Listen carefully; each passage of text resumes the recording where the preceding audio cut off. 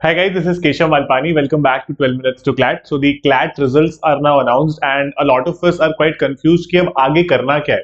How does the allotment work? How does the counseling work? Admission process क्या है? तो उसको काफी ज्यादा सिंप्लीफाई करने के लिए I am making this video to make you understand कि क्या क्या चीजें होती है इस प्रोसेस में.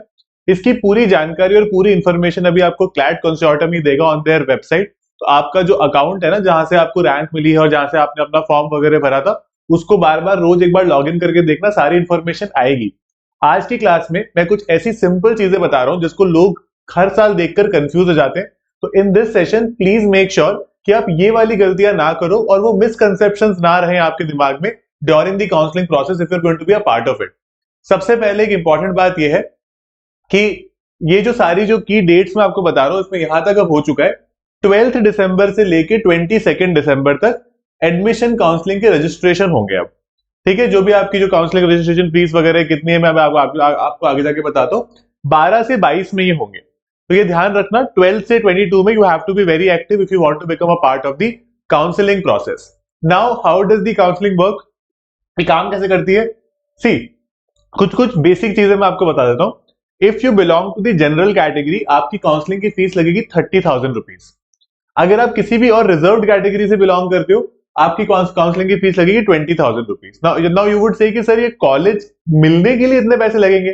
तो ये जो पैसे है ना, ये बाद में when you go to a college आपकी फीस के साथ में एडजस्ट कर दिए जाते हैं. तो मान लो आपकी पहले साल की फीस 2 लाख रुपए, तो आपके 1,70,000 ही लगेंगे.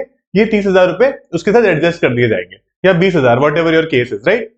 अगर आप इन केस बोलते हो कि मेरे को तो कोई कॉलेज मिला ही नहीं, या फिर मेरे को कोई कॉलेज चाहिए ही नहीं जो मेरे को मिल रहा है, then you will get a refund of this fees. इसमें से शायद 2-5 हजार के आसपास कटते हैं कई बार, बट मोस्टली जो एक major amount of your fees होता है वो आपको वापस यहाँ पर मिल जाएगा. वेरी इंपॉर्टेंट टू अंडरस्टैंड, जो काउंसलिंग के लिए आपको इन्विटेशन आता है पहले, and on the basis of that invitation only आप काउंसलिंग अपनी आगे जाकर करवा सकते हो. तो 5x लोगों को इन्विटेशन आता है. इसका क्या मतलब है?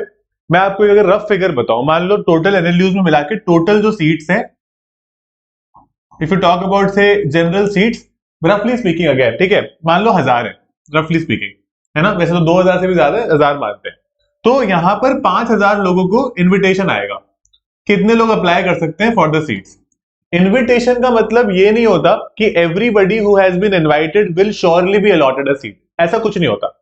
इन्विटेशन है, आप अप्लाई करो, अगर जगह हुई तो आपको सीट मिलेगी. अगर आपके पास वहां पर यू कुछ एक तरह से कह सकते हो कि उस पर्टिकुलर कॉलेज में जो भी मेरिट है वो आपके पास हुआ तो वो आपको मिलेगा. लेकिन जनरली ऐसा देखा गया है कि 5 टाइम्स जो स्टूडेंट्स होते हैं, 5 टाइम्स उनको मतलब जितने स्टूडेंट उनको लेने होते हैं उनसे 5 टाइम्स लोगों को वो इन्विटेशन भेजते हैं. एक और बहुत इंपॉर्टेंट बात है, अगर आपका पहली लिस्ट में नाम नहीं आता, या फिर पहली लिस्ट में उस कॉलेज में नाम आता है जहां पर आपको लगता है कि यार मेरा तो बेटर भी हो सकता है, तो यहां पर कम से कम 5 लिस्ट आएगी.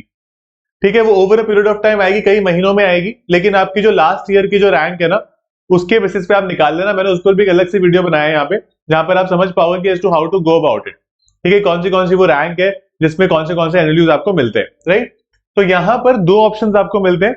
एक ऑप्शन होता है फ्रीज और एक होता है फ्लोट. मान लो आपका डिजायर्ड एनएलयू आपको फर्स्ट लिस्ट में या सेकंड लिस्ट में मिल गया.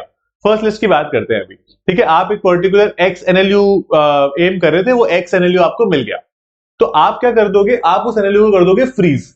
फ्रीज का मतलब है कि आपकी सीट वहां पर हो गई फिक्स.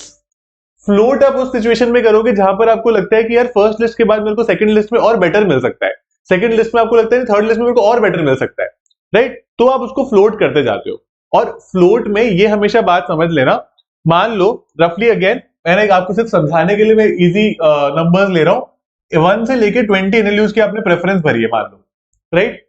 मैं एक रफ सा बना देता हूं. मान लो आपने रखा है एनएलएस, नालसार, है ना, जोधपुर,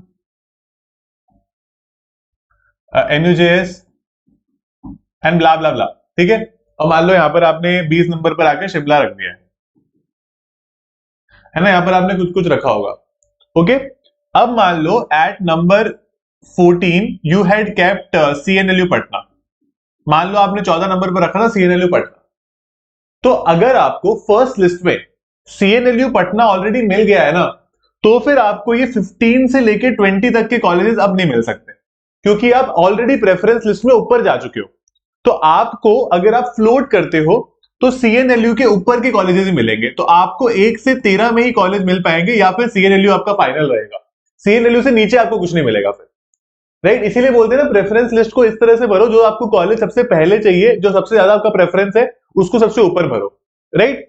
तो ये हमेशा ध्यान रखना कि आप जब फ्लोट करोगे तो आपको सिर्फ ये ऊपर वाले कॉलेजेस मिलेंगे आपकी प्रेफरेंस लिस्ट में, नीचे वाले नहीं मिलेंगे, इस हिसाब से ही फ्लोट करना, राइट। और फ्रीज और फ्लोट जनरली मेरा ऐसा मानना है कि आपको फ्लोट करना चाहिए कम से कम चार लिस्ट तक तो, और लास्ट लिस्ट तक भी कर सकते हो।